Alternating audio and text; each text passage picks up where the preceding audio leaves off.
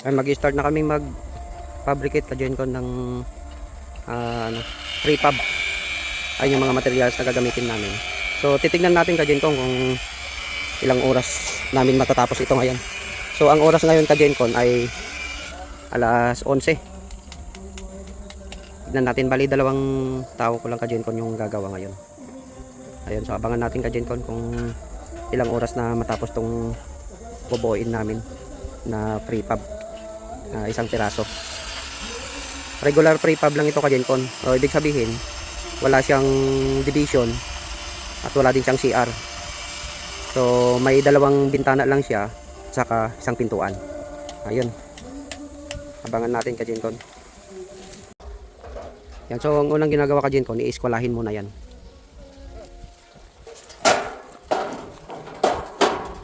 Dalawa lang yan ka-Gencon ang gumagawa. Tignan natin kung hanggang anong oras matapos.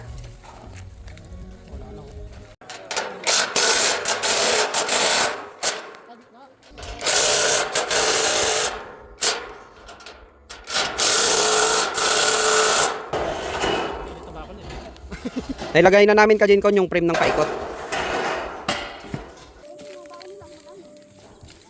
Tapos sinusunod na namin ka-Gencon yung mga brace sa gitna. Para dyan naman ipapatong yung flooring. Pampatibay. Papakita ko sa inyo ka-Gencon yung gagamitin na wall. Ito yung mga wall na gagamitin ka-Gencon. May insulation yan sa gitna. Yan o. Yan. May styrofoam sa gitna. Para hindi mainit sa loob ka-Gencon. Ito ka-Gencon yung ginagamit namin na pang flooring. Ito ang materials nito ka-Gencon.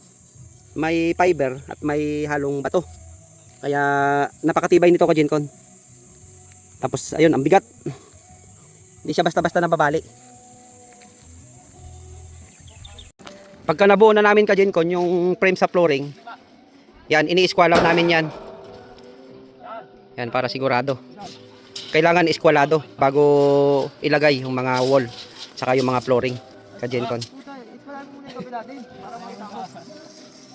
Ayan. Metro na lang ka-Gencon ang ginagawa namin pang eskwala. Susukatin lang namin yan ng paikis. Yan, sa kanto-kanto. Tapos kanto doon. Yan ka-Gencon, after namin ma-eskwala, nililibel muna namin. Kailangan levelado rin yan ka-Gencon. Ayan ka-Gencon, kailangan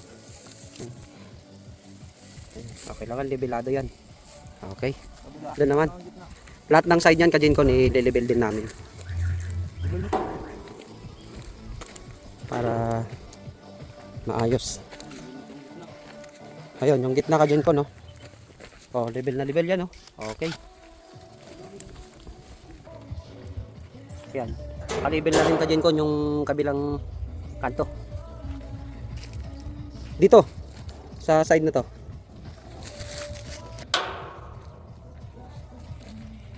Ayan. Ayan. Nakalibel na siya. Lagpas. Ilalagay na namin ka-Gencon yung mga flooring.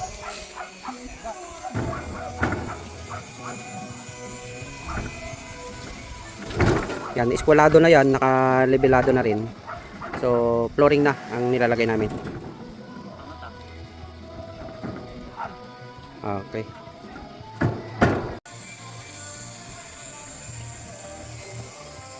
Ayun yung flooring namin ka-Gencon. Kinakasan na namin yung mga flooring. Ako, napakainit ngayon dito ka-Gencon, grabe. Ayan, kompleto na yung flooring ka-Gencon. Ang napili kong kulay ng flooring, ayan, kulay itim. Ang sunod naman namin nabubuuin ka-Gencon yung pinaka-poste niya, yung 4 na kanto. Ayan. Ang taas din, no? Ayan. 4 na piraso yan ka-Gencon. Yung nagsisilbing poste niya. Para dyan ngayon ikakapit yung parang pinaka-beam naman niya sa taas. Paikot. Para yan ang nagsisilbing structural ng prefab ka-Gencon. Yung apat na kanto na yan. Tapos magkakaroon yan ng beam paikot.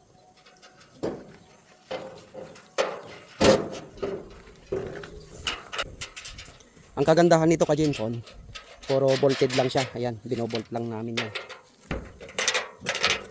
Puro bolted lang lahat to. Para pagka gusto mong ilipat, mabilis lang. Ayan no, ito yung flooring ka Jincon no. Tibay din. Ayan. Bolted lang yan.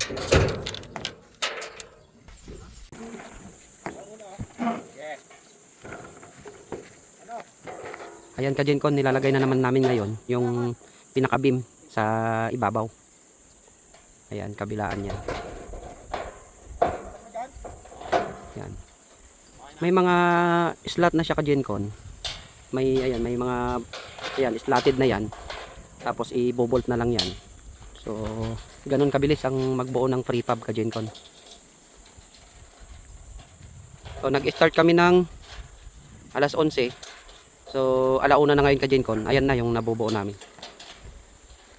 Nakapagbuo na kami ng flooring. Tapos, yan.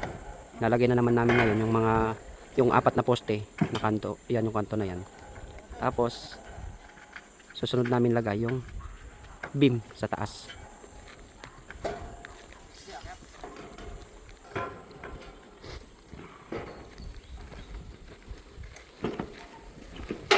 Mabilis lang siya ilagay ka Jincon kasi ayan. I-shot mo lang dyan ka Jincon sa buo. Ayan.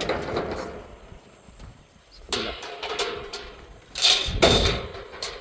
Tapos lalagyan na agad ng bolt para hindi mahulog.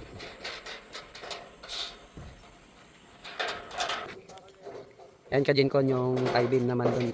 Yung beam naman ngayon dun sa kanto na yon. Square yan ka Jincon yung beam na yan. Sunod naman namin dito. Ay naka Jincon yung pang-apat na beam.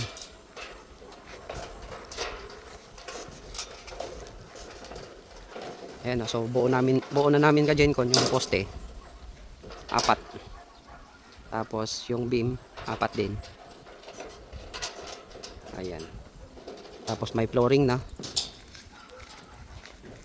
Kompleto na, naka-skeleton na ka Jincon. Makikita na yung forma ng bahay.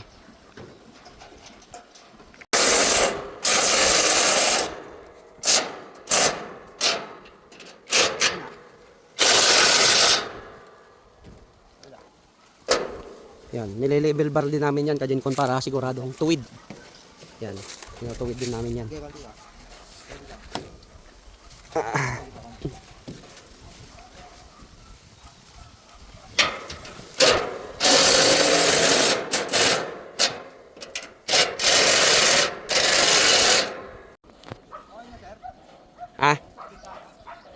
Tinatawag pa. Ito ka Jincon yung lahat ng poste. Sinisigurado din namin yan na libelado. Ayan. Ito sa kabila ka Jincon. Ayan o. Libelado lahat yan. Yung mga poste namin. Tapos dito. Ayan ka Jincon o. Diretsong diretso. Ayan o. O. Libelado yan. Ayan ka Jincon. Naka-level yan.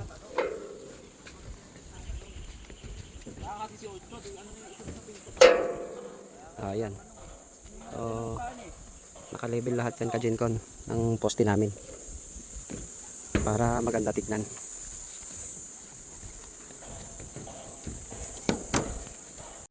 Ang maganda dito ka Jincon sa ginagawa namin, pwede kang mamili kung saan mo ipapalagay yung pintuan. So ako, dahil nga gagawin kong warehouse ito, dito ko sa kanto ilalagay. Para pagka naglagay ako ng mahabang mga gamit, diretso na pasok dito. So ito ka Jincon, lalagay kami ngayon ng pintuan. Kailangan namin mag-cut ng konting zero, lalagay dito para hindi diretsong pinto. May makikita kang konting panel pa rin bago ilagay yung pintuan. Sinisit up naman namin yung pintuan dito sa side na to. Yan, napakabilis mag-install ka Genco, no?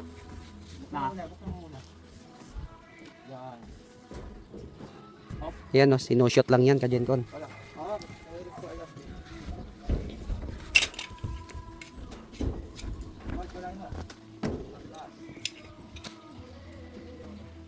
Ang kagandahan lang dyan ka Genco, kada panel.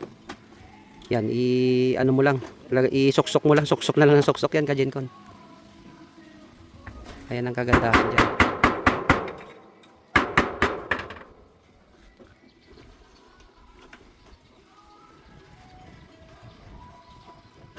Ayun, no.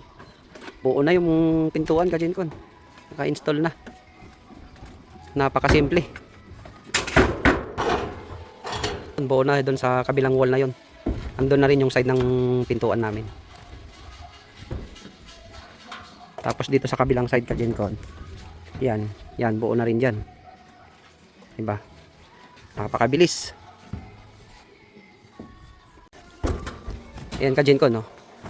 Isusuksok mo lang. Yan, sinusuksok lang yan.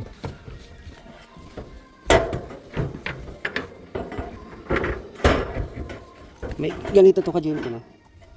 Yan, may parang kanal.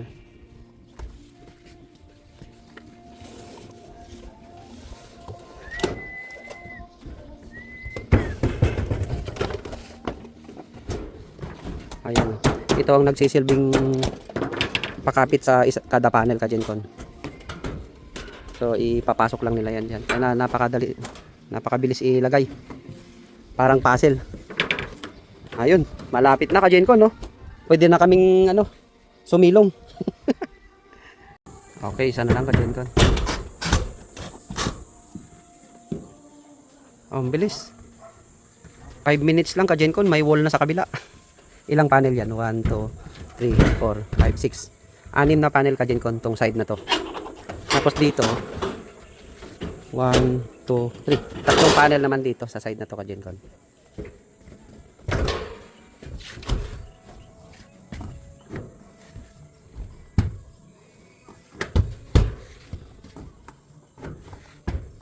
Ayun.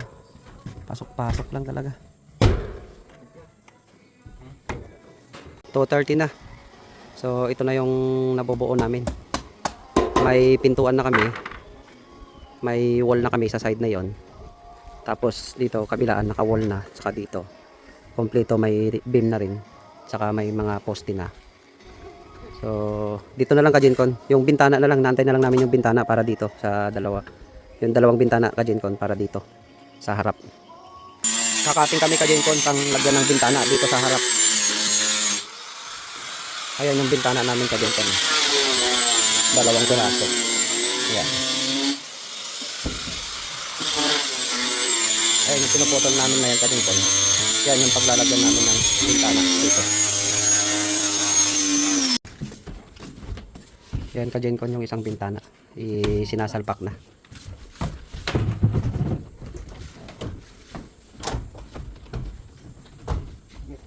Ayun, ang bilis oh.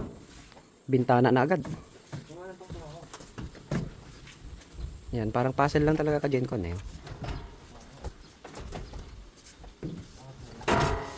Alright. May isang bintana na ka Genco. Dito naman yung isa. Yun, halos buo na ka Genco. Kisami na lang.